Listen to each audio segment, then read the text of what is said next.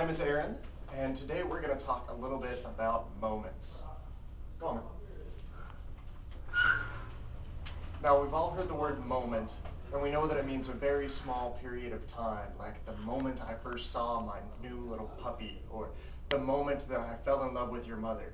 But in physics, and specifically in statics, a moment means something different. It means a tendency that an object has to rotate around a point or an imaginary line called an axis. Now here's a real simple experiment you can do to learn a little bit about moments. Let's look at this door. The hinges on this door make an imaginary line called an axis. And to open and close the door has to rotate around it. But right now the door is not rotating. It has no moment. So how do we make a moment happen? Well, we have to give it a push. We have to apply a force. So let's do that now.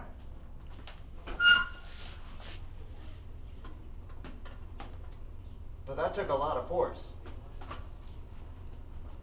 So let's try it again, but this time we're going to move out farther from the axis. That was much easier. Let's see if we can make it even easier. Oh yeah, that was the easiest. Now let's go into the classroom and look at the chalkboard and see if we can find out why. I'm Nathan. We're going to take a quick look at why it's easier for Aaron to open the door as he got farther from the hinge or the axis. First, we're going to start with the door. But to take a proper look at it, we're going to have to look at it about the hinge. So we're going to rotate our door to look at it from the top view. We have the hinge already drawn here, and our door is approximately 3 foot from end to end. For this particular experiment, we're going to call it 3. And we're going to try to rotate it about this axis, so the door is going to be opening in a direction like this. For this experiment, we're going to try it at 4 different locations. First, we're going to try to open it right at the hinge. And then we're going to move out and calculate how hard it's going to be open it close to the hinge like Aaron did. For this, we'll say 1 foot. And then try to get it 2. And then again at 3. And see how it works out for us. In statics, the way we do this is we draw a free body diagram. This is basically the same pictures that we use back here, just without all the other stuff on it. This is our axis, and we're going to use it to go off of. So first, we're going to calculate the moment right at the axis.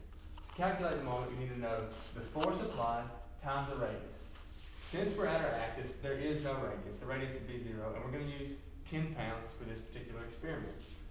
So the moment is equal to the force, which is 10 pounds, times the radius, which is 0. Therefore, the moment about this particular equation is going to be 0. Next, we'll move out at a distance of, say, 1 foot. To calculate this, it's the same thing. The moment is equal to the force times the distance. Therefore, we have 10 foot-pounds about this particular axis. So we'll move out 2 feet. We'll apply the same force and calculate the moment. 10 pounds at 2 feet is equal to 20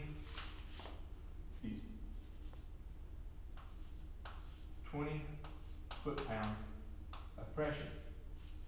Therefore, wow, look how much it's grown. Just 1 foot, just pressing the same amount, and we have double the amount of force applied. So we'll look at it all the way out here at 3 feet. Same amount of force, just 10 pounds of pressure at 3 feet.